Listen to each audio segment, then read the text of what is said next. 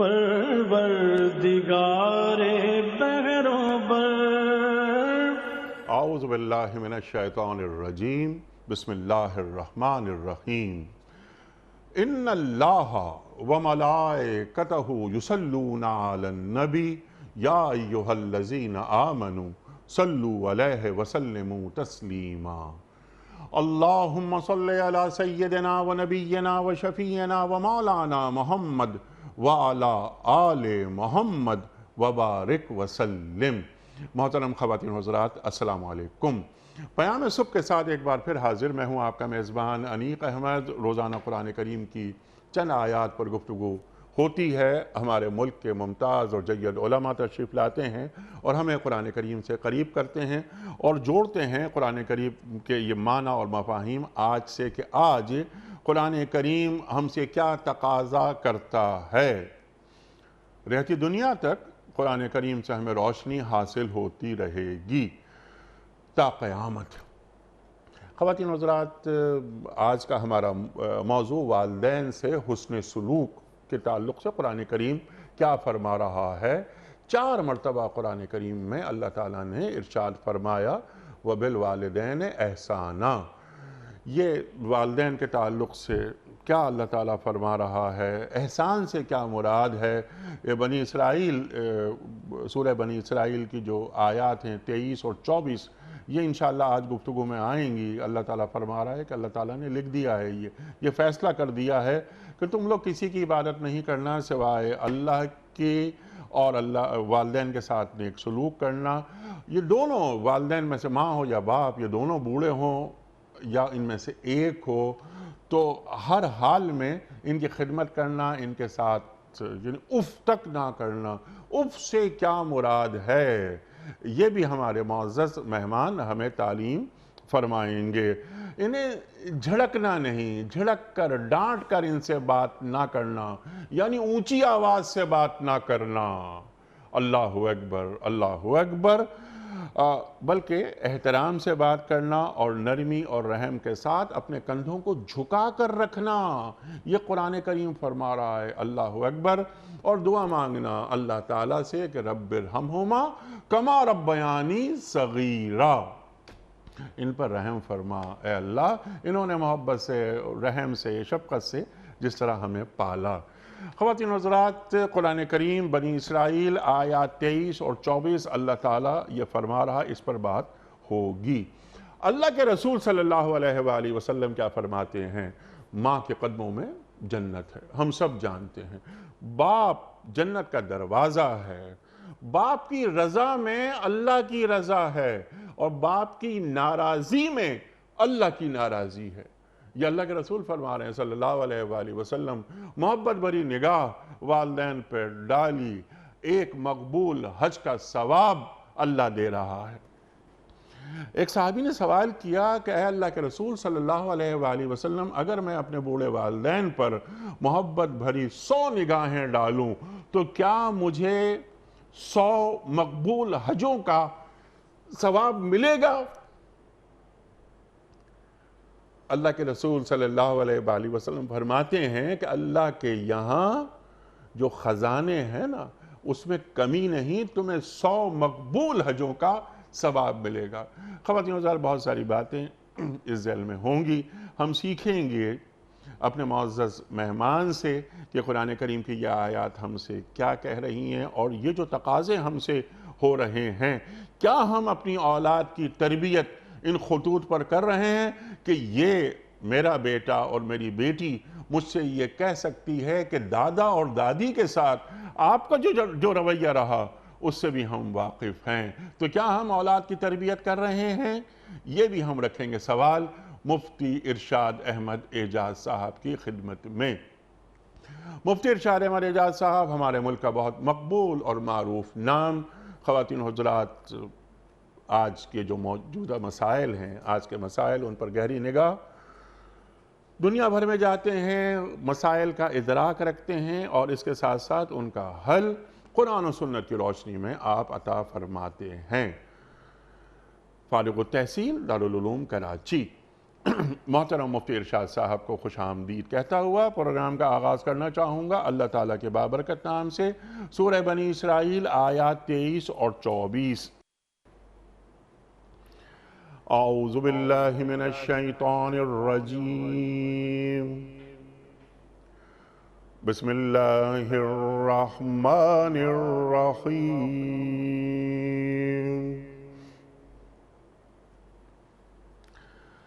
وَقَضَىٰ رَبُّكَ أَلَّا تَعْبُدُوا إِلَّا إِيَّاهُ وَبِالْوَالِدَيْنِ إِحْسَانًا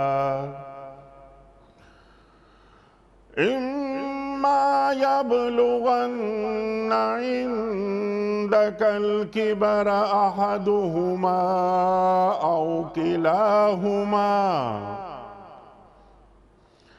أَوْ كِلَاهُمَا فَلَا تَقُل لَّهُمَا أُفٍّ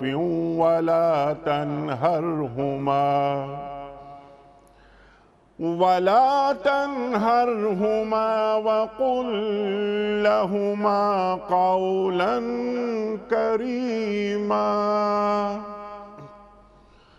وَاخْفِضْ لَهُمَا جَنَاحَ الذُّلِّ مِنَ الرَّحْمَةِ وَقُل رَّبِّ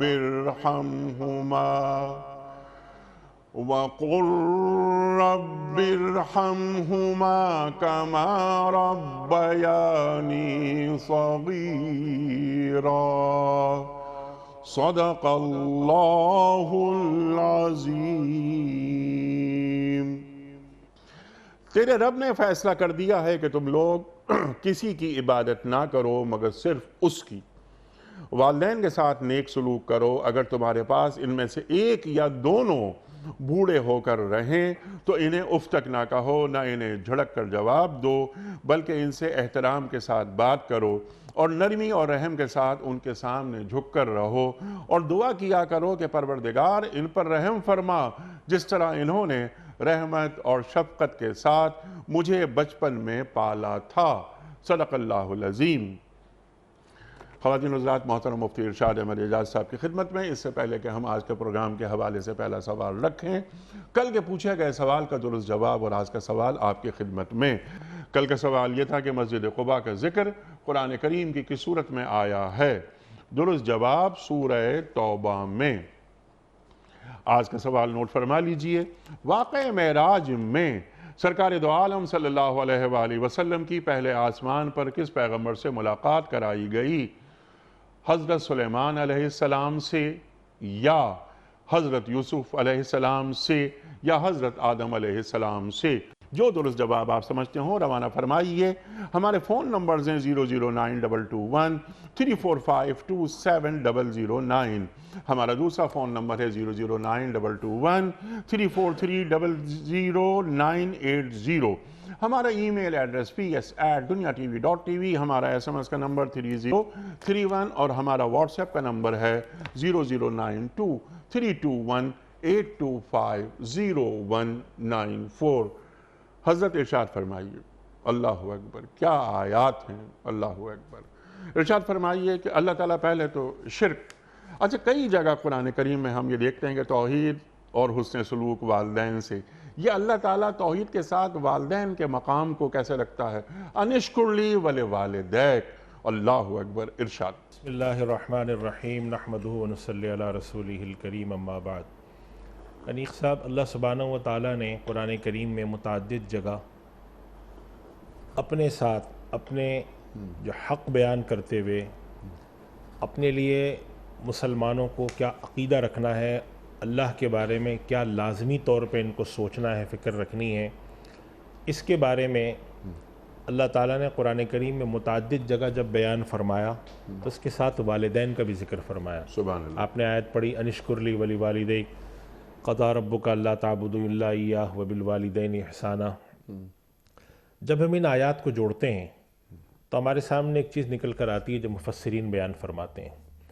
مفسرین یہ بیان فرماتے ہیں کہ اللہ سبحانہ و تعالیٰ نے جو یہاں پر یہ ذکر فرمایا کہ قضا ربک الا تعبدوا الا ایاہ وبالوالدین احسانا، تو در حقیقت اللہ کا جو سب سے بڑا حق ہے بندوں پر اللہ پر ایمان لانے کے بعد اور اللہ کی شناسائی بندوں کو حاصل ہونے کے بعد، اللہ کی معرفت حاصل ہونے کے بعد سب سے بڑا حق اللہ کا یہ ہے کہ اس کی عبادت کی جائے اور اس کے ساتھ شرک نہ کیا جائے۔ تو اللہ تعالیٰ نے جیسے اپنا سب سے بڑا حق بیان فرمایا، اللہ تعبدوا الا ایاہ، کہ اللہ تعالیٰ نے یہ بات طے کر دی ہے، اس میں کوئی کلام نہیں، حتیٰ کہ اللہ کے نبی صلی اللہ علیہ وسلم سے یہ بات فرما دی مشرکین کے بارے میں کہ اگر آپ ان کے لیے 70 مرتبہ بھی استغفار فرمائیں گے تو اللہ ان کو بخشے گا نہیں۔ تو اللہ تعالیٰ جب اپنا ایک اتنا بڑا حق بیان فرما رہے ہیں اور جس کے لیے بالکل طے شدہ بات بیان فرما رہے ہیں، اس کے فوراً بعد ماں باپ کا جو ذکر فرماتے ہیں تو اس سے معلوم یہ ہوتا ہے کہ اس کائنات کے اندر اللہ کے بعد جن ہستیوں کا انسان پر سب سے بڑا احسان ہوتا ہے وہ ماں باپ ہیں۔ اور یہ ذکر جوڑنے کا مفہوم یہی ہے، عبادت کے ساتھ ساتھ فرمایا کہ ماں باپ کے ساتھ حسن سلوک کرو۔ یہ ایسے اللہ نے طے کر دیا جیسے کہ عبادت کرنا طے کر دیا۔ سبحان اللہ۔ جس طرح اللہ تعالیٰ آپ کو مشکل میں رکھے، راحت میں رکھے، آفت میں رکھے، آپ نے اس کی عبادت کرنی ہے۔ اسی طرح ماں باپ کے ساتھ آپ نے احسان یعنی حسن سلوک کرنا ہے۔ دوسری آیت میں فرمایا میرا شکر کرو اور اپنے والدین کا شکر کرو۔ تو اس روئے زمین پر، اس کائنات میں اللہ تعالیٰ نے بندے پر جو احسان کیا ہوتا ہے، تو اللہ کے بعد جو دوسرا احسان کہ دنیا کے اندر اس کو لانے والے، اس کو پرورش کرنے والے، جیسے اسی آیت میں جو آپ نے پڑھی ہے رب ارحمہما کما ربیانی صغیرہ، کہ پروردگار جس طرح انہوں نے ہمیں چھوٹے اپنے پیدا ہونے کے بعد سے ہماری پرورش کر کے ہماری چھوٹی بڑی تکلیف والی ہر چیز ساتھ رہ کر ہمیں یہاں تک پہنچایا۔ تو یہ اللہ تعالیٰ نے عظمت اور بزرگی اور بڑائی بیان کرنے کے لیے اپنے ساتھ اپنے ماں باپ کا حق جوڑا ہے۔ اور اس کے اندر جو اس آیت کے اندر ابھی ہم آگے چلیں گے انشاءاللہ، جو 4-5 چیزیں بیان فرمائی ہیں دوسری جگہ، تو ہمیں 2 باتیں نکل کر سامنے آتی ہیں۔ ایک تو یہ بات نکل کر سامنے آتی ہے کہ ماں باپ کے ساتھ حسن سلوک کی اہمیت ہے، اور دوسری یہ بات نکل کر سامنے آتی ہے کہ ماں باپ کے ساتھ شکر کی کیفیت رہنی چاہیے، جذبہ احسان مندی ہمیشہ رہے اور حسن سلوک ہمیشہ رہے۔ اب جذبہ احسان مندی جو آپ نے فرمایا، یہ جذبہ احسان مندی یعنی وبالوالدین احسانا، اس کو ذرا کھولیے کہ جذبہ احسان مندی کسے کہتے ہیں؟ دیکھیے وبالوالدین احسانہ کا مفہوم ہے حسن سلوک۔ احسان سے مراد اردو والا احسان نہیں ہے، بلکہ اس سے مراد ہے کسی کے ساتھ حسن سلوک کرنا۔ قرآن کریم کی ایک آیت ہے جو ہم ایک پروگرام میں اس کے پر گفتگو کر چکے ہیں کہ اللہ تعالیٰ فرماتے ہیں ان اللہ یأمر بالعدل والاحسان، پروردگار تمہیں حکم دیتا ہے عدل کا۔ عدل کا مفہوم یہ ہے کہ قانون کے تقاضوں کے تحت اپنی زندگی گزر بسر کرنا، اور احسان کا مطلب ہے کہ قانونی معاملات سے آگے بڑھ کے کرنا۔ اللہ سبحانہ و تعالیٰ اس آیت میں وبالوالدین احسانہ کی طرف یہ اشارہ کر کے فرما رہے ہیں کہ اگر آپ ماں باپ کے ساتھ سلوک کریں تو یہ نہیں ہے کہ صرف عدل کے تقاضے پورے کریں، بلکہ مرتبہ احسان میں جہاں تک جا سکتے ہو جائیں۔ اگر ایک شخص یہ کہتا ہے اپنے ماں باپ کو کہ میں نے ان کو ایک گھر تو لے کر دیا ہوا ہے، میں نے ان کے لیے اولڈ ہوم کا تو بندوبست کیا ہوا ہے، ایک نوکر تو ساتھ رکھا ہوا ہے، لیکن وہ اس سے زیادہ کر سکتا ہے، تو پھر وہ ماں باپ کے ساتھ احسان کا رویہ نہیں کر رہا، وہ ماں باپ کے ساتھ صرف ایک عدل کا رویہ کر رہا ہے، یا ماں باپ کے ساتھ جسے کہتے ہیں فرض سے سبک دوش ہونے والی چیز کر رہا ہے۔ تو انشکر لی ولی والدیک میں جو بات رکھی گئی ہے جذبہ احسان مندی کی، کہ جیسے نبی کریم صلی اللہ علیہ وسلم نے اللہ تعالیٰ کے بارے میں فرمایا کہ جب تم چھوٹا سے چھوٹا کوئی نعمت تمہیں حاصل ہو تو تم اللہ کا شکر ادا کرو۔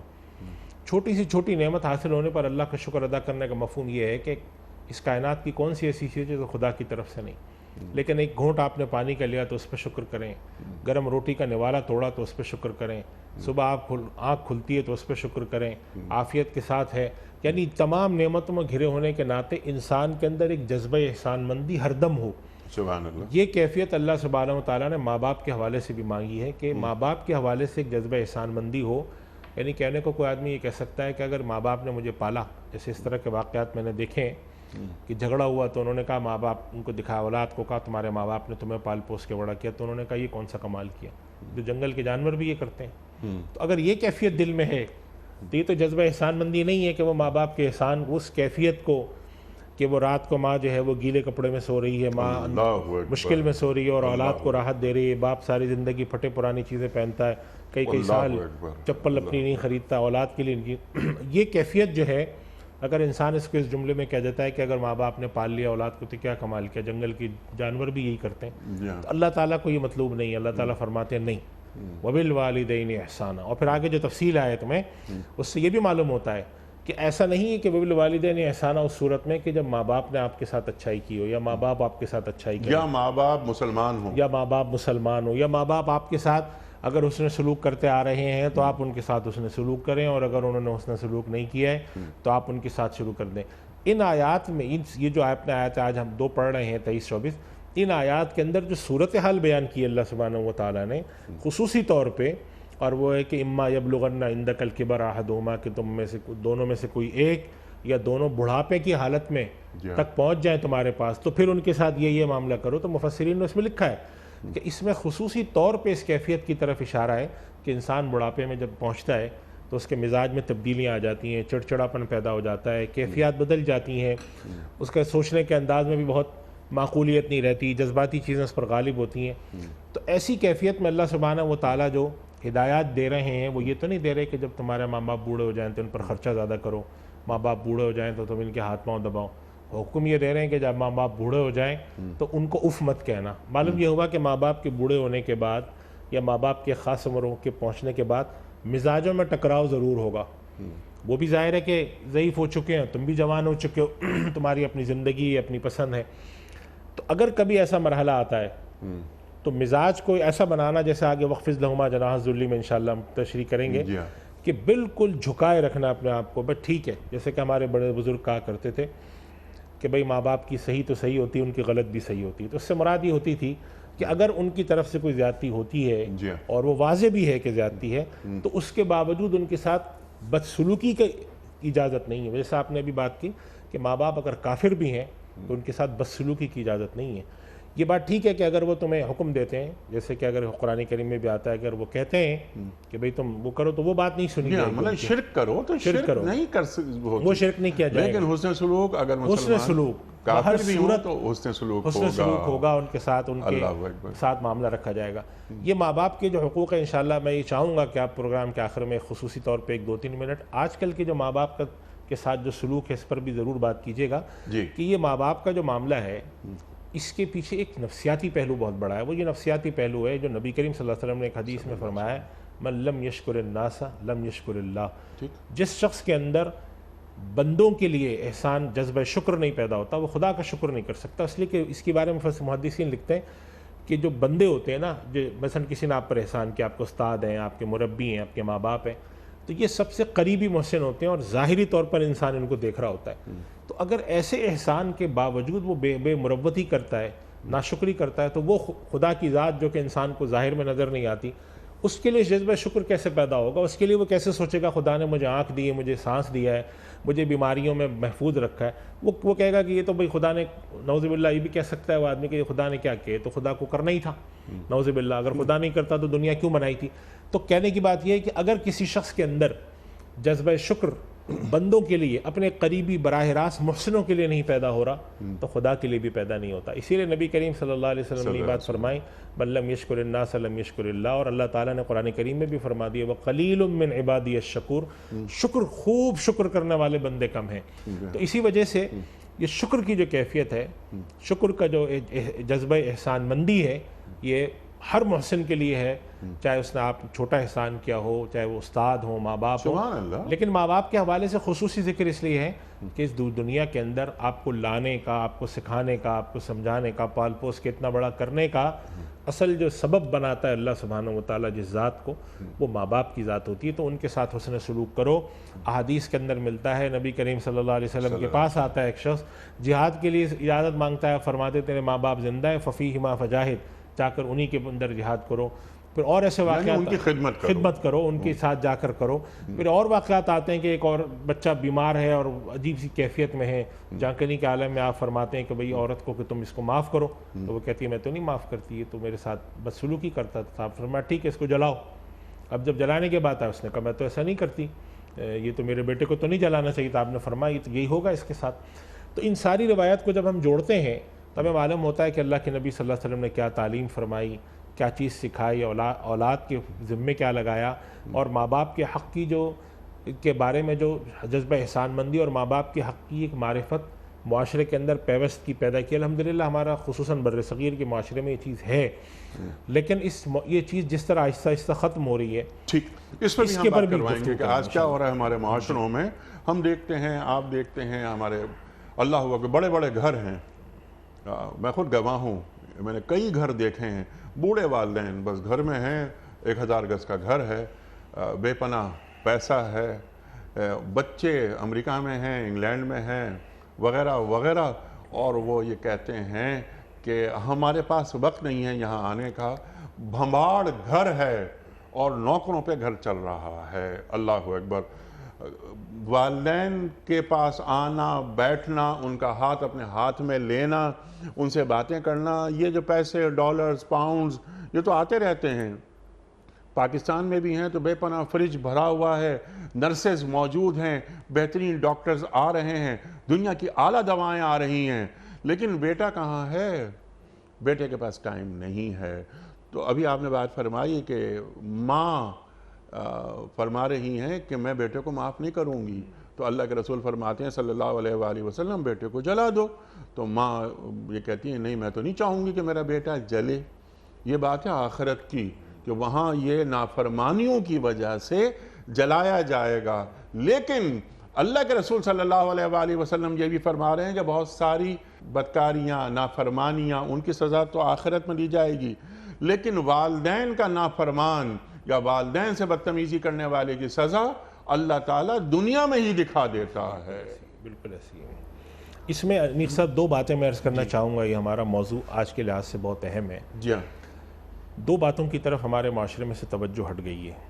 एक चीज़ है जिसे कहते हैं कि पेरेंटिंग के उन्वान से आजकल की जा रही है, वो कि माँ बाप होने के नाते माँ बाप को औलाद के साथ तरबियत के रुख पर, चाहे वो दीन की तरबियत हो, दुनिया की हो, अखलाक का एक पैकर बनाने की तरबियत हो, उनको करना क्या है। एक ये चीज़ से गाफिल हैं लोग, और एक इसी चीज़ से भी, इससे भी गाफिल होते जा रहे हैं कि औलाद पर माँ बाप का क्या हक़ है। ये बात ठीक है कि हर अल्लाह ने किसी को सलाहियत दी है, पढ़ लिख कर बड़ा हो गया, तो वो अगर पाकिस्तान में रहना चाहता है, पाकिस्तान से बाहर जाना चाहता है, किसी अरब मुल्क में कहीं पे भी जाना चाहता है, तो ये उसका हक़ है, जा सकता है, वो बिल्कुल अपने बीवी बच्चों को भी ले जा सकता है। लेकिन साथ उसको ये भी देखना है, ये बात जो आपने अभी जिस तरफ इशारा किया कि ये बात ठीक है कि आपके लिए बहुत सारी चीज़ें जायज़ है, लेकिन जो जज्बा एहसानमंदी और अल्लाह ताला और नबी करीम सल्लल्लाहु अलैहि वसल्लम जिसकी तलक़ीन फरमा रहे हैं, उसके पेश नज़र कुछ और तकाज़े भी हैं। उन तकाज़ों को ज़रूर पेश नज़र रखा जाए, मद्देनज़र रखा जाए। और ये आप जो बात कह रहे हैं बिल्कुल ऐसे ही है। बहुत सारी जगहों पर माँ बाप अकेले हैं, बाज़ जगह पर सिर्फ बाप अकेले हैं, बाज़ जगह सिर्फ माँ अकेली हैं, इसलिए कि या तो बाप का इंतकाल हो गया या माँ का दूसरे अकेले, और औलाद जो है वो यहाँ नहीं है, और औलाद पर कई कई साल नहीं आती। तो कहने का मकसद ये है कि एक हमें इस चीज़ की बड़ी ज़रूरत है सिखाने की कि माँ बाप के क्या हुकूक़ हैं, माँ बाप के क्या फ़राइज़ हैं, और इसके साथ साथ माँ बाप को औलाद की तरबियत करते वक्त उनके साथ क्या तकाज़े रखने चाहिए, क्या चीज़ें उनसे मांगनी चाहिए। हमारे यहाँ मिन हैसुल मजमू नतीजा ये निकला है इस चपकलिश का कि दोनों तरफ से हुकूक़ का ज़िया होने लगा है। इस वजह से औलाद को भी ये बहुत सिखाने की ज़रूरत है कि अल्लाह वक़ज़ा रब्बुका अल्ला ताबुदू इल्ला इय्याह। इसके अंदर खुसूसी तौर पर जो इस आयत के अंदर अगली 2-3 जो कल जुमले हैं इस आयत के, उसके ऊपर हमें तवज्जो देने की बड़ी ज़रूरत है कि अल्लाह सुब्हानहू व तआला उसमें क्या मुतालबा कर रहा है। सुभान अल्लाह, बड़ी अहम बात। इस पर हम तफसील से बात करेंगे कि ये आयत हमसे तकाज़े क्या करती हैं, हम क्या कर रहे हैं। बड़ी अहम बात आपने फरमाई कि दीन सिखा दिया जाए औलाद को भी और वालिदैन को भी। मालूम हो, जैसे मैंने इंट्रो में एक बात कही थी कि मैं बूढ़ा हो गया तो मैं ये चाहता हूँ कि मेरी औलाद मेरे पास आए, बैठे, और जो तकाज़े हैं मेरे वो पूरे करे जो दीन बयान कर रहा है। क्या मैंने अपनी औलाद को दीन सिखाया है? यानी ज़बान से नहीं, अमल से। मेरी माँ, मेरा बाप घर में मौजूद रहे। क्या मैंने उन्हें वक्त दिया? जो मेरे बच्चे छोटे थे वो देख रहे थे कि मैंने दादा दादी को कोई अहमियत नहीं दी, और फिर जो चीज़ मैंने नहीं की मैं डिमांड कर रहा हूँ कि मेरे बच्चे मुझसे मोहब्बत करें, मेरे पास आएँ। मैं कमरे में लेटा हुआ हूँ अकेला, कोई बात करने वाला नहीं है, मेरे दोस्त भी मेरे पास नहीं आ रहे हैं। बहुत सारे दोस्त मेरे बुढ़ापे में, मैंने कई लोगों को देखा है, अपने बुज़ुर्गों के पास में जाता हूँ, बैठता हूँ, उनके जो हम उम्र थे वो दुनिया से चले गए हैं। तन्हाई का एहसास हो रहा है जो उन्हें काटती है। तो वो भी एजुकेट करने की ज़रूरत है। लेकिन पहले ये हम ये चाहते हैं कि ये ज़रा आयात मुकम्मल कर लें। अल्लाह अकबर। अब ये कि बात ये हो रही है कि दोनों में से एक भी बूढ़ा हो या दोनों बूढ़े हो जाएं, तुम उनके साथ एहतराम से बात करो। आपने बयान फरमा दी, झड़क कर बात ना करो। वाम साइला फला तनहर। अल्लाह अकबर। झड़क के बात करना या ऊंची झड़क के बात करना तो इंतहाई बदतमीजी की बात है। अपनी आवाज़ को भी धीमा रखो। ऐसा महसूस ना हो कि मैं अपने वालिद से या अपनी वालदा से میں اونچی آواز میں بات کر رہا ہوں، مجھے کس نے یہ حق دیا ہے؟ ارشاد۔ دیکھیں انیق صاحب، یہاں پر اللہ تعالیٰ نے ماں باپ کے بوڑھا ہونے کی صورت میں کہ دونوں میں سے کوئی ایک یا دونوں تمہارے پاس بوڑھے ہو جائیں تو فلاں فلاں کام کرو، یہاں پہ 5 باتیں کہی ہیں اللہ تعالیٰ نے. 4 باتوں کا تعلق خصوصی طور پر ایک جیسی ہیں. پہلی بات فرمائی فلا تقل لہما اف، اللہ اکبر، ان کو اف مت کہو. اللہ اکبر. دوسری بات فرمائی ولا تنہرہما، جھڑک کے بات نہ کرو. تیسری بات فرمائی وقل لہما قولا کریما، بڑی نرم عمدہ اچھی دھیمی بات کرو. چوتھی بات فرمائے وقفز لہما جناح الذل من الرحمت، ہر وقت ان کے آگے محبت کی خاطر رحمت اور شفقت کے خیال سے جھکے رہو. اور پھر اس کے بعد آگے پوری آیت کا تتمہ 5ویں بات فرمائے. یہ جو 4 باتیں اس کے بارے میں مفسرین لکھتے ہیں کہ سب سے زیادہ انسان کا ماں باپ کے ساتھ جو بدسلوکی کا اور غیر احسان مندی کے جو رویے کا تعلق ہوتا ہے وہ اس عمر میں ہوتا ہے جب ماں باپ ضعیف ہو جاتے ہیں، ادھیڑ عمری کو پہنچ جاتے ہیں. ان کے مزاج میں فرق آتا ہے، ان کے بہت ساری چیزوں میں آتا ہے.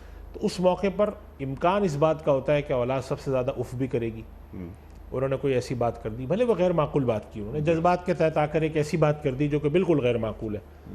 تو آپ ان کے رد عمل میں کوئی ایسی منفی بات نہیں کریں گے. اف کے بارے میں علماء نے لکھا ہے اف سے مراد ہے کوئی بھی ایسا جملہ، کوئی ایسا انداز جس سے کوئی جھڑک کے بات ہوتی. امام شافعی رحمۃ اللہ علیہ سے کسی نے پوچھا کہ اگر میں اپنے والد نے مجھ سے کوئی بات کہی اور میں ان کے ساتھ ایک مباحثے کے طور پر ان کی تصحیح کرنے کے لیے ایک بات کہوں تو یہ کیا میرا عمل غلط ہے؟ تو انہوں نے فرمایا غلط ہے.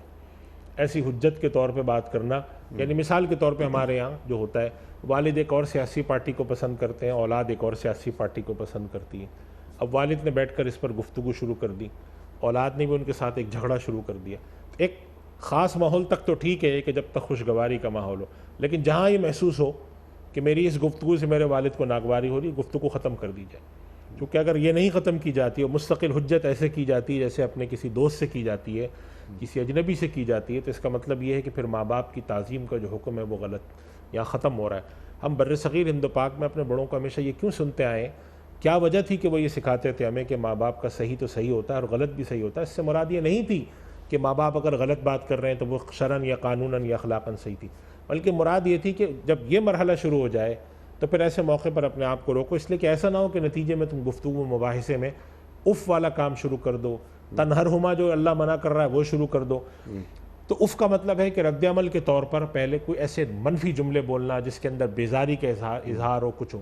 تنہرہما کا مطلب کیا ہے؟ تنہرہما کا مطلب جھڑک کے بات کرنا. جیسے بعض دفعہ کسی نوکر سے بات کی جاتی ہے، بعض دفعہ کسی چھوٹے سے بات کی جاتی ہے. کوئی انہوں نے بات غلط بھی کہی ہے، آپ نے کہہ دیا ارے بھائی آپ ہر وقت ایسی الٹی سیدھی بات کرتے ہیں، ہر وقت الٹی سیدھی بات کرتی ہیں آپ. یہ کیا جھڑک کر جواب دینا. یا ماں باپ نے کوئی ایسی بات کی، انہوں نے کہا اف، یہی کہتے ہیں بھائی آپ کو کیا ہو گیا ہے. اب یہ جو رد عمل ہیں یہ اف کے یا تنہرہما کے تحت آتے ہیں. اور بات کیا فرمائی؟ اگر ان کی طرف سے کوئی ایسی بات آتی ہے جو کہ غلط ہے، منفی ہے، تو قل لہما قولا کریما، سن لو بات، ایک دھیمے سے اچھی سی بات کر دو. بچے ہوتے ہیں، ہم دیکھتے ہیں بچہ 2 سال کا ہے، 3 سال کا ہے، الٹی سیدھی باتیں کر رہا ہے، ماں باپ سنتے ہیں اچھا ہاں بیٹا، اچھا ہاں ٹھیک ہے، یہ بھی صحیح. تو جس طرح چھوٹا توتلا بچہ یا 2-3 سال کا بچہ، 4 سال کا بچہ 4 باتیں کر رہا ہوتا ہے، 6-8 سال کا بچہ ضد کر رہا ہوتا ہے، ماں باپ کس طرح سے چمکار کر اچھی بات کر کے بہلاتے ہیں. وہ بھی تو کر سکتے ہیں کہ 4 تھپڑ ماریں اور کہیں تم بیکار باتیں کرو، مگر نہیں کرتے ماں باپ. اللہ تعالیٰ اس رویہ اولاد سے مطلوب کرتا ہے. بھائی اگر تمہارے ماں باپ نے تمہارے ساتھ بچپن میں تمہاری اس قسم کی ضد اور ناجائز فرمائشیں اور 4 باتوں کے پر تمہیں بہلا دیا، پسلا دیا، نرم بات کر لی، سینے سے لگا لیا، آج تم اپنے ماں باپ کے ساتھ پاس سے اگر کوئی غلط بات سامنے بھی آتی ہے، قل لہما قولا کریما، اچھی بات کرو، اچھا ہاں ٹھیک ہے ابو امی دیکھ لیں گے ہم، ہاں آپ صحیح کہہ رہے ہیں، فوری وقت اس وقت بات کر کے اس کو ختم کرو. اور دوسری بات جو اس کے بعد ایک اور فرمائی کہ خالی لیپا پوتی نہ کرو. دل کے اندر تمہارے کیا جذبہ ہو، وقفز لہما جناح الذل من الرحمہ، ہر وقت ایک طرح سے بچھے رہنا ماں باپ کے آگے کہ بھائی یہ میرے ماں باپ ہیں، یہ جو بھی کریں صحیح کریں تو بھی ٹھیک ہے، غلط کریں تو بھی ٹھیک ہے، مجھے ان کے ساتھ حسن سلوک کرنا. اور یہ بات یاد رکھنی چاہیے سب پروگرام کے شروع میں جیسے کہ یہ تخصیص نہیں ہے کہ مسلمان ماں باپ ہوں، یہ ان کے لیے بھی حکم ہے کہ جو خدا خواب و کافر ماں باپ کیوں نہ ہو، عقیدے کے اعتبار سے مختلف کیوں نہ ہو، یہ معاملہ ان کے ساتھ بھی رکھنا ہے. وقل لہما قولا کریما وقفز لہما جناح الذل من الرحمہ. اور اس کے بعد پھر آخر میں ان اللہ سے دعا کیا کرنی ہے کہ پروردگار ہم سے تو حق ادا نہیں ہوتا ماں باپ کا، تو ہم تجھ سے مانگتے ہیں وَقُلْ رَبِّ ارْحَمْهُمَا كَمَا رَبَّيَانِي سبحان صغیرا۔ اللہ۔ یہ 5 کام جو ہیں ان میں سے جو 5واں کام ہے رب ارحمہما کما ربیانی صغیرہ، یہ تو ہر وقت جاری رکھنا چاہیے۔ علماء نے کہا ہے کہ نمازوں کی دعاؤں میں شامل رکھنا چاہیے نماز کے بعد۔ یہ جو ابتدائی 4 کام ہیں ان میں سے جو پہلے 2 خصوصاً ہیں اف اور لا تنہرہما، اف کہنا، یہ ان کے رویے سے متعلق ہیں۔ قل لہما قولا کریما مجموعی رویہ ہے، اور ایک پورا جب سے اللہ نے شعور کی زندگی دی ہے اس وقت سے لے کر آخر تک یہ رویہ ہونا چاہیے کہ وَخْفِضْ لَهُمَا جَنَاحَ الذُّلِّ مِنَ الرَّحْمَةِ۔ اگر یہ طریقے سے انسان زندگی گزارے اور اس کے اندر انسان سے کمی کوتاہی ہوتی ہے اللہ سے مغفرت مانگتا رہے، ماں باپ کے ساتھ بھی ایسا رویہ رکھے تو پھر ماں باپ بھی ان سے رکھتے ہیں، تو اس کا مطلب یہ ہے کہ یہ آدمی اپنے والدین کا فرما بردار، بر جسے ہم کہتے ہیں والدین کے ساتھ بر کرنے والا ہوگا، اور یہ والدین کے ساتھ بر کا مطلب یہاں نیکی نیکی، اس نے یعنی جسے ہم کہتے ہیں فرما بردار اولاد۔ اور یہاں تک نبی کریم صلی اللہ علیہ وسلم نے فرمایا کہ اگر کوئی شخص اپنے ماں باپ کی زندگی میں ان کے ساتھ حسن سلوک و فرما برداری نہیں کرتا تھا اور وہ انتقال کر جاتے ہیں اور وہ پھر ان کے بعد ان کے لیے مغفرت کی دعا کرتا ہے، ایصال ثواب کرتا ہے، تو حدیث شریف میں آتا ہے کہ ایک آدمی ایسا مستقل کرتا رہتا ہے حتیٰ کہ اللہ تعالیٰ کے یہاں اس کو فرما بردار اولاد میں لکھ دیا جاتا ہے۔ تو اگر کسی سے یہ کوتاہی ماں باپ کی زندگی میں ہو گئی تو ماں باپ کی زندگی کے بعد رب ارحمہما کما ربیانی صغیرہ زندگی میں بھی کرنا ہے، زندگی کے بعد بھی ان کے لیے ایصال ثواب کریں، جو چیز ممکن ہو ان کی طرف سے صدقات کریں، خیرات کریں، ان کو ثواب پہنچائیں۔ تو اس سے کیا ہوتا ہے کہ جب اولاد مستقل یہ کام کرتی ہے اور نیکیاں ان کو پہنچتی ہیں اور ان کے آخرت کے مراتب بلند ہوتے ہیں تو اللہ تعالیٰ اس کو بھی لکھ دیتا ہے۔ تو دونوں چیزوں کا حل اللہ کے نبی نے دے دیا، زندگی میں اگر کوتاہی ہو جاتی ہے تو زندگی کے بعد بھی کرو، لیکن مجموعی رویہ، اور اسی وجہ سے ایک اچھا مسلمان وہ ہے جو اللہ کے حق کو ادا کرتا ہو اور ماں باپ کے حق کو ادا کرتا ہو، ماں باپ کی جو ایسی تکلیف دہ باتیں ہیں یا ایسے ناگوار باتیں ہیں ان کے اوپر صبر کرتا ہو، ان کو ماں باپ کا درجہ دیتا ہو، عظمت ان کی تعظیم کرتا ہو۔ یہ جو ہے ایک رویہ اگر ایک مسلمان کا ہوتا ہے تو پھر اللہ تعالیٰ کے وہ سمجھا جائے گا کہ اللہ کا حق بھی ادا کرتا ہے اور بندوں کا حق بھی ادا کرنے والا ہے۔ سبحان اللہ سبحان اللہ۔ اور یہ محض بندے یا لوگ نہیں ہیں، یہ والدین ہیں، یہ ماں باپ ہیں، لوگوں سے ہٹ کر توجہ دی جائے۔ انت و مالو کا لے ابی کا، یہ اللہ کے رسول فرما رہے ہیں صلی اللہ علیہ وسلم، اللہ اکبر، کہ تو اور تیرا مال تیرے باپ کا ہے۔ بالکل ایسی اللہ اکبر۔ ذرا اس کو کھولیے۔ بچے بعض اوقات اولاد یعنی اولاد سمجھتی ہے کہ ہم بڑے آدمی ہو گئے، ہم نے بڑا مال بنا لیا، اور یہ ہمارے والدین، یعنی مجھے تو یہ کہتے ہوئے بھی ایک جھجک ہو رہی ہے، اور لیکن یہ ہمارے معاشرے میں ہو رہا ہے کہ والدین کو ذرا حقیر، یہ کم پڑھے لکھے ہیں نا وہ، اب ہم نے زیادہ پڑھ لیا، ہم چلے گئے باہر بھی پڑھ کر آ گئے یہاں، لیکن جب ہم اپنے دوستوں میں بیٹھ رہے ہیں یا اگر ہم آ گئے سول سروس میں ہم آ گئے یا کسی بھی شعبے میں چلے گئے، ہماری ایک کلاس ہو گئی، اب ہم اس کلاس کو مینٹین کر رہے ہیں، اس میں اگر میرا ایک نسبتاً کم پڑھا لکھا والد آتا ہے، میرے دوستوں سے ملتا ہے، یا میری ماں آتی ہیں، تو میں یہ چاہ رہا ہوں کہ میں ذرا سا، کیونکہ یہ ذرا کم پڑھے لکھے ہیں، اللہ اکبر، وہ کہیں میں نے پڑھا تھا کہ بیٹے نے یہ کہا کہ میرا قد ابا جان آپ سے بڑا ہو گیا، تو باپ نے یہ کہا کہ ہاں تمہارے قد میں میرا قد بھی شامل ہے۔ جی بالکل۔ تو انتا و مالو کا لے ابی کا، ذرا کھولیے اس بات کو۔ انیس صاحب، ایسا واقعہ میرے علم میں ہے کہ ایک صاحب پڑھ لکھ کے کافی بڑے ہو گئے تو ان کے والد جو تھے وہ دیہاتی طرز کے تھے، جی ہاں۔ تو ایک دن وہ محفل میں آ گئے، اچھا، سر پہ رومال باندھا ہوا، جیسے ہمارے یہاں عام دیہات کے جب سادہ لوگ ہوتے سیدھے ہیں، سادے لوگ ہیں۔ تو ان لوگوں نے پوچھا یہ کون ہے، تو انہوں نے کہا یہ ہمارے خاندانی ملازم ہیں۔ والد کو کہا، والد کو ایک خاندانی ملازم، اللہ اکبر اللہ اکبر۔ اور والد سن نہیں سکے وہ تو، لیکن لوگوں کا رویہ اس طرح ہوا، کسی نے سن لیا۔ تو خیر میں یہ عرض کر رہا ہوں کہ وہ صاحب، وہی جو آپ نے بات کہی کہ اس شخص کے دل میں کہ بھئی اللہ تعالیٰ نے کیا کہاں سے کہاں پہنچا دیا۔ میں کہتا ہوں والدین تو ہمارے یہاں ایسی اخبار میں اچھی ماشاءاللہ خبریں آتی ہیں کہ بعض ایسے بھی ہمارے یہاں جو صفائی کرنے والے لوگ ہیں، مزدور طبقے کے لوگ ہیں، جب ان کے بچے بڑے ہو گئے تو انہوں نے فخر کے ساتھ اپنے ماں باپ کے ساتھ تصویریں کھنچوائیں، اور اس میں کیا عیب کی بات ہے، اس میں تو خوشی ہونی چاہیے، فخر ہونا چاہیے کہ بھئی میرے ماں باپ کو دیکھیں اپنی زندگی کو تنگی میں، ترشی میں، اسرت میں گزار کے ہمیں آج یہاں پہنچایا ہے۔ جی آج کے دور میں انیس صاحب، ماں باپ کے ساتھ احسان مندی یہ ہے کہ اگر انسان کو اللہ کوئی منصب دے، کوئی مرتبہ دے، تو وہ اپنے ماں باپ کی شناخت وہاں پہ کرائے۔ حضرت یوسف علیہ السلام نے کیا تھا؟ رفع ابویہ علی العرش، حضرت یوسف علیہ السلام نے اپنے والدین کو اوپر بٹھایا. یہ ٹھیک ہے کہ وہ خواب کی تعبیر کے مطابق خروا لہ سجدہ بھی ہوئے، لیکن انہوں نے کیا کیا؟ بھائی آئے تو ان کے ساتھ کیا کیا؟ تو ایک تو یہ کہ یہ شناخت کبھی بھی ختم کرنی چاہیے. آپ جو حدیث بار بار پڑھ رہے تھے انت و مالک لابیک، ایک شخص نے آ کے شکایت کی تھی کہ یا رسول اللہ میرا بیٹا جو ہے وہ میرے ساتھ اچھا سلوک نہیں کرتا. یہ کافی لمبی ایک طویل حدیث ہے. تو آپ صلی اللہ علیہ وسلم نے فرمایا اس آدمی کو انت، تو خود، و مالک، اور تیرا مال، لابیک، تیرے باپ کا ہے. یعنی اس کے اوپر محدثین نے تشریح لکھی ہے اور یہاں تک فقہاء کرام نے اس پر بحث کی ہے کہ باپ کو اپنے اولاد کے مال میں تصرف کرنے کا کتنا حق ہے. باپ اگر اولاد کے مال میں سے کچھ خرچ کرتا ہے، کچھ تصرف کرتا ہے، اور وہ تصرف جو ہے وہ ایک معتدل تصرف ہے، تو اولاد کو حق نہیں ہے کہ وہ ماں باپ پر تنقید کریں کہ بھئی آپ نے یہ کیوں کر لیا، وہ کیوں کر لیا. اس وجہ سے یعنی اس حدیث کو اٹھائیں، انت و مالک لابیک کو اٹھائیں، اور چیزوں کو اٹھا کے ہم جوڑیں تو ماں باپ کی شخصیت اور قد و قامت بہت بڑی آتی ہے. میں نے صاحب ایک بات اکثر عرض کرتا ہوں کہ اس زمانے میں آج سے کچھ عرصے پہلے تک ہمارے ہاں جو معاشرہ ماحول تھا اس میں لوگ تہجد میں اٹھا کرتے تھے، نمازیں پڑھتے تھے، صدقات خیرات کرتے تھے. آج کے دور میں یہ چیزیں مشکل ہو گئی ہیں.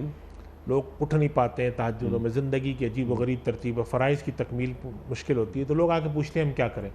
میں کہتا ہوں اللہ تعالیٰ نے لوگوں کو 2 مواقع ایسے دیے ہیں جس کے لیے راتوں کو اٹھنا ضروری نہیں ہے. ایک تو یہ کہ اللہ نے آپ کو انفاق کی توفیق دی ہے تو انفاق کریں، اللہ کی راہ میں خرچ کریں. ایک الگ پروگرام ہے جس پر آپ کبھی گفتگو کریں. اور ایک یہ ہے کہ اللہ تعالیٰ نے جو حقوق رکھے ہیں رشتہ داروں اور ماں باپ کے، ان کے ساتھ حسن سلوک کریں. ماں باپ کے ساتھ حسن سلوک کا حکم قرآن کریم یہ دے رہا ہے، اور صلہ رحمی کا حکم دیتا ہے قرآن کریم بھی دیتا ہے، اللہ کے نبی صلی اللہ علیہ وسلم بھی دیتے ہیں. تو ہمیں یہ ہوا. اب میں ان لوگوں کو کہہ دوں کہ آج کے دور میں ہمارے لیے کیا چیز میسر ہے کہ اگر ہم تہجد نہیں پڑھ سکتے ہیں، قرآن کریم کی زیادہ تلاوت نہیں کر پاتے ہیں، عبادات ہم سے نہیں ہوتی، ریاضتیں نہیں ہوتی، ذکر و اذکار نہیں ہوتے، تو یہ 2 مواقع تو اللہ نے ہمیں دے رکھے ہیں. اب ان کے ذریعے تو کر سکتے ہیں کہ ماں باپ کے ساتھ حسن سلوک کریں، ماں باپ کے ساتھ احسان مندی کریں، صلہ رحمی کریں، اللہ تعالیٰ نے جو توفیق دی انفاق کریں. آج کے دور کے لوگوں کی معاشی زندگی آج سے 50 سال پہلے کے لوگوں کی معاشی زندگی سے بہتر ہے، مگر ہم لوگ یہ چاہتے ہیں کہ ہم یہ بھی نہ کریں، حقوق اللہ کی ادائیگی میں بھی ہم کو ڈنڈی ماریں، ماں باپ کے حقوق کی ادائیگی میں بھی ڈنڈی ماریں، صلہ رحمی بھی نہ کریں. یہ معاشرہ ایک اسلامی معاشرہ نہیں ہو سکتا. اسلامی معاشرے میں تو پڑوسیوں کا کتنا حق ہے، اجنبیوں کا کتنا حق ہے، ایک مسلمان بھائی کا حق ہے، تو جو جتنا قریب ہے اس کا اتنا ہی حق ہے. جو سب سے قریب انسان کے ساتھ ماں باپ ہوتے ہیں، انسان کے ساتھ اولاد ہوتی ہے، انسان کے ساتھ بیوی ہوتی ہے، انسان کے ساتھ رشتہ دار ہیں، پھر اس کے پڑوسی ہیں، اس ترتیب کے ساتھ کریں. تو یہ جو ماں باپ کے حق ہیں، انت و مالک لابیک، آپ سوچیں اس حدیث کی معنویت پر غور کریں کہ تو اور تیرا مال تیرے باپ کا ہے. اس کا مطلب یہ تھا کہ باپ کو یہ تصرف کرنے میں کیا شکایت ہے. ہمارے ہاں یہ ہوتا ہے اکثر انیق صاحب، ایک مسئلہ اور بھی آتا ہے. اچھا، یہ مسئلہ جو آپ بیان فرما رہے ہیں نا، یہ ذہن میں رکھیے گا، اسے بیان ضرور فرمائیے گا آپ. لیکن میں چاہ رہا ہوں یہ جو بات آپ نے فرمائی ہے اس کو مزید کھول دیا جائے. یعنی کہ اگر میرے پاس 1 کروڑ روپے ہیں اور محض 1 کروڑ روپے ہیں تو میرے والد کو یہ حق ہے کہ مجھ سے پوچھے بغیر وہ 1 کروڑ روپے صرف کر دے. دیکھیں اس کے اندر میں یہ عرض کر رہا ہوں، اس میں ایک تفصیل ہے کہ میں بھی اس بات کی طرف جا رہا تھا. اچھا، کہ ہمارے یہاں ایک مسئلہ اور آنے لگا ہے ابھی کہ ماں باپ ریٹائر ہو جاتے ہیں، والد ریٹائر ہو گئے تو ظاہر ہے بعض جگہ والدہ کام کر رہی ہوتی ہیں، بعض جگہ نہیں. اب ان کو نا 2 ضرورتیں ہوتی ہیں. ایک تو کہ وہ گھر میں رہیں، ان کا کھانا پینا ہو، اور ایک یہ کہ ان کے پاس ضرورت کے تحت کچھ پاکٹ منی جسے ہم کہتے ہیں ہو، کچھ خرچ کرنے کے لیے، چاہے وہ اپنے پوتے پوتیوں پر کریں، نواسوں پر کریں، یا خود کہیں جانا ہو. اگر ماں باپ کو صرف اور صرف رہائش دی جاتی ہے، کھانا دیا جاتا ہے، لیکن یہ خرچ نہیں دیا جاتا، اور یہ خرچ وہ اولاد کے پیسوں میں سے لے کر کرتے ہیں، تو ان کو اس تصرف کا حق حاصل ہے، ان کو نہیں روکا جائے گا. ٹھیک. ایک تو یہ کنڈیشنل بات آپ نے فرما دی نا، یہ کنڈیشنل بات نہیں، فرض نہیں رکھتے. فقہاء کرام یہ کہتے ہیں کہ یہ والے جو حقوق ہیں اس کے اندر اولاد کی اجازت کے بغیر ماں باپ تصرف کریں گے. اس کے علاوہ جو اضافی چیزیں ہیں اس کے اندر پھر وہ حکم نہیں ہے، اس لیے کہ وہ حکم پھر اس کے اندر تفصیل ہے. جیسے مثال کے طور پہ وہ ایک صاحب ہیں جن کے پاس ایک پلاٹ ہے، ان کے والد نے دل میں سوچا کہ یہ پلاٹ میں بیچ دیتا ہوں، تو کیا یہ تصرف ان کا نافذ ہوگا؟ تو علماء نے لکھا ہے کہ اگر وہ اپنی ضرورت کے لیے کر رہے ہیں تو نافذ ہوگا، لیکن اگر ان کی اپنی ضرورت نہیں ہے، ان کی معاشی ضرورتیں پوری ہیں، تو انہوں نے کہا ویسی میں بیچوں، تو پھر ان کا یہ تصرف نافذ نہیں ہوگا. چونکہ اس میں تفصیل ہے لمبی، ہمارا یہ پروگرام پوری تفصیل میں اس پروگرام میں نہیں بیان ہو سکتی. خلاصہ کلام یہ ہے کہ ماں باپ کے حقوق، ان کے نان و نفقہ اور ان کی جو ایک عرف اور رواج کے مطابق اخراجات ہیں، اگر وہ پورا اولاد نہیں کرتی ہے تو قانوناً حکومت بھی پابند کرے گی اولاد کو، اور ماں باپ نے اگر کوئی تصرف کر لیا اولاد کی جائیداد میں اس حد تک تو اولاد اس کے خلاف ماں باپ کی شکایت نہیں کر سکتی، بلکہ ماں باپ کو اس کے کرنے کا حق حاصل ہوگا۔ جزاک اللہ۔ پہلے اپنی بات آپ مکمل فرما لیجئے، پھر میں کچھ سوالات رکھوں گا کہ ہم کیا کر رہے ہیں۔ ارشاد۔ ہمارے یہاں یہ شکایت آتی ہے کبھی کبھی، بعض دفعہ ایک شکایت مجھ تک بھی بعض اس طرح کے لوگوں نے کہی جو بزرگ عمر رسیدہ تھے کہ ہمیں پیسے کی ضرورت ہوتی ہے لیکن ہمیں اپنی اولاد سے مانگتے ہوئے شرم آتی۔ ظاہر ہے کہ اولاد سے اکثر ہمارے معاشرے کی کچھ ساخت اور بنت ایسی ہے کہ اولاد سے لوگ نہیں مانگتے کہ ہمارا کھانا پینا بھی پورا ہو رہا ہے، سب کچھ ہے، لیکن جیسے اولاد بڑے ہونے کے ناطے ان کے نواسے نواسیاں اور بڑی رشتہ داریاں ہیں، بچے ہیں چھوٹے، عید کا موقع آیا، اب عید کے موقع پر انہوں نے کہا جی ہمیں فرض کریں عیدی کے لیے نئے نوٹ کی ضرورت ہے، کسی کو خرچے دینے کی ضرورت ہے، کچھ جیب میں ہمارے پیسے ہوں، کچھ خرچ کریں، تو اولاد نے یہ کہا ہے کہ آپ کو جو ضرورت ہے مجھے بتا دیں، میں پوری کر دوں گا۔ اور جب کبھی گفتگو تو کہتے ہیں میں نے تو کہہ رکھا ہے ماں باپ سے۔ یہ بھی طریقہ جو ہے وبالوالدین احسانہ کے تحت مناسب نہیں ہے۔ یہ ضرور کریں آپ کہ آپ ان کے پاس جا کے کچھ پیسے رکھیں کہ یہ آپ کے ہیں، آپ اس کو استعمال کریں، کسی کو دیں، اس کو آپ پھینک دیں، مجھے کوئی پرواہ نہیں، میں اس پر کوئی سوال نہیں ہے، اس کے علاوہ بھی کوئی ضرورت ہو تو بتائیے گا۔ تو اس وجہ سے یہ جو بنیادی چیز ہے نا کہ وخفض لہما جناح الذل من الرحمہ، اس کے تحت داخل ہے کہ ان کی ان ضرورتوں کا بھی ادراک کریں کہ جب وہ ضرورت آپ سے نہیں بولیں گے، دوا کا آپ نے ادراک خیال کر لیا، ان کے کھانے کا کر لیا، ان کا اس کا کر لیا، وہ سب ٹھیک ہے، لیکن ایک ان کے ہاتھ میں پیسے رکھیں، اور اکثر مجھے شکایت اس طرح کی ملتی ہے ہم دیں گے پیسے وہ ضائع کر دیں گے، کرنے دیں۔ ٹھیک بھئی آپ زیادہ سے زیادہ ان کے 5,000 روپے آپ نے فرض کرنے جا کے رکھ دیے کہ آپ کے سارے اخراجات کے علاوہ یہ آپ کے پیسے ہیں، 5,000 ہے، 10,000 ہے، وہ کیا کریں گے؟ وہ کچھ چیز غلط چیز الٹی سیدھی چیز خرید لیں گے، سرونٹس کو بانٹ دیں گے، وہ بانٹ دیں گے، ان کی مرضی ہے۔ ٹھیک، کچھ یہ چیزیں ان کے ہاتھ میں رکھنی چاہیے۔ یہ ہمارے معاشرے کے اندر جو بسا اوقات ایک سوال آتا ہے، وہ باپ بہت ایک بے کلی سے کہتے ہیں کہ مجھے اولاد سے کہنا کہ بیٹا مجھے ضرورت ہے 2,000 روپے، تو میں نہیں کہوں گا، صحیح، میری ساری بھی ضرورتیں پوری ہیں، میرے کپڑے ہر چیز۔ تو یہ بیٹے کا فرض ہے کہ ان کے کہنے سے قبل ان باریک چیزوں کا خیال کو رکھیں، پورا کر دے۔ ان باریک چیزوں کا ضرور خیال ٹھیک رکھنا ہے چاہیے۔ مفتی صاحب، سبحان اللہ سبحان اللہ، رب ارحمہما کما ربیانی صغیرہ، یہاں تک آپ نے بات ہمیں سمجھا دی، ٹو ڈوز، کرنے کے کام۔ اب یہاں میں جو آغاز میں گفتگو ہو رہی تھی، میں چاہتا ہوں کہ آپ سے یہ بات بھی سیکھ لیں ہم۔ آپ نے بہترین بات یہ فرمائی تھی کہ اگر ہم یہ پیرنٹنگ کے حوالے سے آپ نے بات فرمائی تھی، ہم دین کو پڑھیں اور بچوں کو پڑھائیں تاکہ معلوم ہو ہمارے بچوں کو بھی اور ہمیں بھی کہ اللہ تعالیٰ والدین کے تعلق سے ہمیں کیسا دیکھنا چاہتا ہے۔ ماں کے قدموں کے نیچے جنت ہے، اللہ کے رسول فرما رہے ہیں صلی اللہ علیہ وآلہ وسلم۔ تو ماں کے قدموں کے نیچے تو جنت رکھی ہے اللہ تعالیٰ نے، تو اللہ تعالیٰ پوچھ سکتا ہے نا ماں سے اس بچے کو دیکھ کر کہ جو جنت کو چھوڑ کے جہنم میں جا رہا ہے کہ اے ماں تیرے قدموں کے نیچے تو جنت رکھی تھی میں نے کو، تو تیرے ہوتے ہوئے یہ جہنم میں کیسے جا رہا ہے؟ باپ جنت کا دروازہ ہے۔ اللہ اکبر۔ کیا میں اپنی اولاد کو تربیت دے رہا ہوں قرآنی روشنی، قرآنی احکامات کے مطابق؟ ایک بات۔ دوسری بات، یہ تو قرآنی احکامات ہوئے نا، میں نے بتا دیا اپنے بچوں کو، مجھے کر کے دکھانا ہے۔ کیا میں اپنے والدین کی خدمت اس طرح کر رہا ہوں جیسے آپ نے فرمائی باتیں جو آپ نے ابھی ہمیں تعلیم کی؟ جب میں کر نہیں رہا تو میرے بچے دیکھ رہے ہیں گھر میں کہ اس آدمی نے جو کہ ہمارے باپ کے مرتبے پر فائز ہے کہ یہ نہ دادا کو لفٹ کراتا ہے نہ دادی کو لفٹ کراتا ہے، یہ آدمی اپنے دوستوں میں رہنا یا اپنے کاروبار میں رہنا، حلال حرام کی فکر نہیں ہے، حلال حرام کی فکر نہیں ہے۔ اللہ اکبر۔ تو ایسا ماحول یہ بھی تو پیدا کرنا ہمارے لیے ضروری ہے۔ اس کے بعد جب یہ ماحول بن گیا، عمل کر کے دکھا دیا، تو پھر میں کہوں رب ارحمہما کما ربیانی صغیرہ، میرے بچے دیکھیں وہ کہیں کہ دادا اور دادی کے تعلق سے ان کا انتقال ہو گیا، میرے والدین نہیں ہیں، مجھے افسوس ہے بے پناہ، محرومی ہے، بلکہ میں دعا مانگوں تو میرے بچوں کو معلوم ہو کہ ہاں انہوں نے کیا کیا تھا۔ دیکھیے انیس صاحب، یہ آج کے حوالے سے نا سب سے اہم سوال ہے، ماں باپ کو اپنی اولاد کی کیا تربیت کرنی ہے، یہ بڑی تفصیلی مباحث ہے، اس میں 3 نکتے کی بات عرض کرتا ہوں۔ پہلی بات تو یہ کہ حضرت شاہ ولی اللہ رحمۃ اللہ علیہ نے بھی لکھا ہے کہ ماں باپ کے ذمے ہے کہ وہ اولاد کی تربیت کرنے میں جو اللہ تعالیٰ نے ان کو دیے ہیں طریقے، وہ 4 طریقے ضرور اپنائیں۔ ایک تو مار ہے، پیار ہے، خوف ہے، لالچ ہے۔ دوسری بات یہ ہے کہ اولاد کو تربیت دینے میں اس کی بنیادی دینی ضرورتیں اور دنیاوی ضرورتوں کی اس کو فہم اور شعور پیدا کر دیا جائے. دو باتیں ہو گئیں. اور تیسری چیز ہے تربیت. میں اولاد کو دین کی تربیت بھی دوں, اخلاق کی تعلیم بھی دوں, حقوق کی واجبات کی تعلیم بھی دوں, اور ان کو سکھاؤں کیسے؟ جیسے وہی بات آپ نے اگر میں خود نماز پڑھتا ہوں, میں خود اہتمام کرتا ہوں نماز کا, تلاوت کا, تراویح کا, حقوق کی ادائیگی کا, حلال حرام کے فرق کا, جائز ناجائز کے فرق کا, یہ چیز میں نیچے منتقل کرتا ہوں. اگر یہ ساری تربیت کرنے کے باوجود اولاد کے اندر کوئی خرابی ہوتی ہے تو عند اللہ سوال نہیں ہے. لیکن اگر اس کے باوجود ہوتی ہے تو حدیث شریف میں تو صاف آیا الا کلکم راعٍ وکلکم مسئول عن رعیتہ, کہ تم میں سے ہر آدمی ایک نگہبان ہے, ایک چرواہے کی طرح ہے, اور اس کی زیر نگہبانی, زیر نگرانی جو کچھ بھی تھا اس کے بارے میں قیامت میں باز پرس ہوگی کہ تم یہ کیا کر کے آئے ہو. ہمارے یہاں اولاد کی تعلیم و تربیت کے اندر ایک تو یہ مسئلہ آتا ہے کہ لوگ صحیح معنوں میں تعلیم و تربیت نہیں کرتے. اس کی فکر ہوتی ہے کہ میرے بچہ اچھے اسکول میں پڑھ جائے, اس کی فکر ہوتی ہے کہ وہ بڑا ہونے کے بعد اچھے روزگار پہ لگ جائے. اس کی فکر نہیں ہوتی کہ حلال حرام کا کوئی فرق ہو, دین کا کوئی اس کے پاس تعلیم ہو, سماج کی کوئی تعلیم ہو, اخلاق اور تربیت جو ہمارے یہاں چلی آ رہی ہے روایات میں اس کی کوئی تعلیم ہو.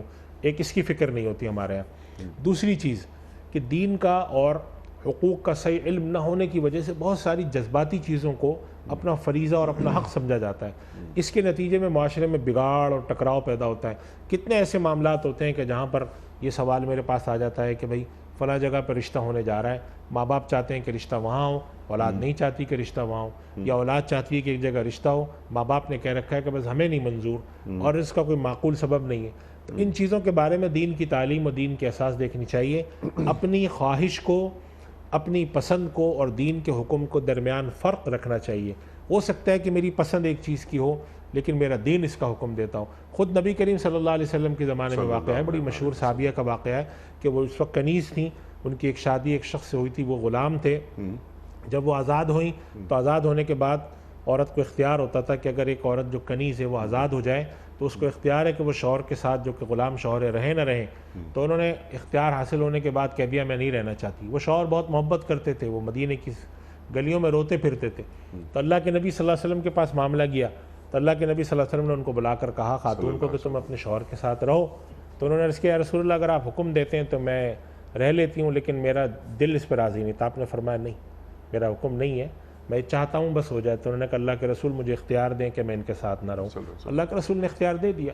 تو اللہ کے رسول صلی اللہ علیہ وسلم کی خواہش تھی, اور اگر آپ حکم دیتے تو وہ تعمیل بھی کرتی, مگر آپ صلی اللہ علیہ وسلم نے اللہ کی طرف سے دیے ہوئے ایک حق کو برقرار رکھا کہ جب اللہ نے ایک حق دیا ہے تو ٹھیک ہے, تم اگر چاہتی ہو تو اس پہ عمل کر لو, خواہش میری یہ ہے کہ تم ایسا کر لو. تو انہوں نے اللہ کے نبی صلی اللہ علیہ وسلم سے اجازت لی, یا رسول اللہ میں ایسا نہیں کرنا چاہتی. آپ نے فرمایا ٹھیک ہے. تو میرے کہنے کا مقصد یہ کہ ہم جب دین کے صحیح معنوں میں تعلیم حاصل کریں گے حقوق اور فرائض کی, تو ان چیزوں پر بھی ہمیں سمجھ حاصل ہوگی, ان چیزوں پر بھی معاملہ ہمارے سامنے کھلے گا. اس سے ماں باپ کے حقوق, اولاد کے حقوق, خاندان کے حقوق اور معاشرے کے مجموعی حقوق کا اندازہ ہوگا, اور وہ بگاڑ اور وہ جوڑ توڑ اور وہ لڑائی جھگڑے اور وہ ایک فساد اور گتھیوں کا نہ سلجھنے والی کیفیت نہیں پیدا ہوگی جو آج ہے. سبحان اللہ, سبحان اللہ. لیکن اس کے لیے قرآن کریم سے جڑنا پڑے گا. اس کے بغیر معاملہ نہیں چلے گا. اس کے بغیر معاملہ نہیں چلے گا. مجھے معلوم تو ہو کہ قرآن کیا کہہ رہا ہے, مجھ سے کیا تقاضا کر رہا ہے. اللہ اکبر, اللہ اکبر. مفتی صاحب میں آپ کا بڑا ممنون, بڑا شکر گزار, آپ تشریف لائے, اور حسب روایت آج بھی ہم نے آپ سے بہت سیکھا. اللہ تعالی ہمارے علماء کو سلامت رکھے. پروگرام کا بقیہ مکمل ہوا, بہت ساری گفتگو مزید ہو سکتی ہے, بڑی آیات, اللہ اکبر, لیکن انشاءاللہ کسی اور پروگرام میں ہم ان نکات کو مزید لے کر آئیں گے اور اس پر مزید گفتگو کروائیں گے. کوئز کل کا سوال یہ تھا کہ مسجد قباء کا ذکر قرآن کریم کی کس صورت میں آیا ہے؟ درست جواب سورہ توبہ میں. آج کا سوال نوٹ فرما لیجئے. واقعہ معراج میں سرکار دو عالم صلی اللہ علیہ وآلہ وسلم کی پہلے آسمان پر کس پیغمبر سے ملاقات کرائی گئی؟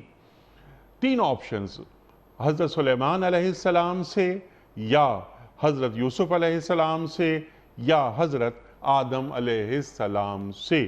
جو درست جواب آپ سمجھتے ہوں روانہ فرمائیے. ہمارے فون نمبرز ہیں 0092213452709. ہمارا دوسرا فون نمبر ہے 009221343000980. ہمارا ای میل ایڈریس ps@dunyatv.tv، ہمارا SMS کا نمبر 3031، اور وقت ہے قرآن اندازی کا۔ محترم مفتی ارشاد صاحب، آپ کے دست مبارک سے ایک پرچی برآمد ہوگی اور آپ اعلان فرمائیں گے آج کے ونر کے نام کا۔ پرچیوں کی تعداد میں اضافہ ہوتا جا رہا ہے۔ یہ ندا ولی صاحبہ ہیں ملیر کراچی سے۔ ندا ولی صاحبہ ملیر کراچی سے، آپ کی خدمت میں دنیا ٹی وی کی جانب سے دینی کتب پر مشتمل یہ گفٹ ہیمپر آپ کے گھر بذریعہ کوریئر روانہ کیا جا رہا ہے۔ آپ کو بہت بہت مبارک ہو۔ پروگرام کا اختتام ہوتا ہے روزانہ ایک قول پر، اور وہ قول ہوتا ہے صاحب نہج البلاغہ امیر المومنین حضرت علی مرتضیٰ کرم اللہ وجہہ کا۔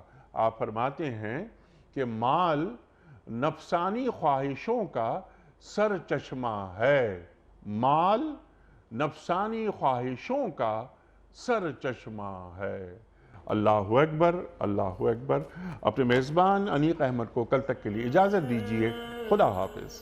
پروردگار بحروں بر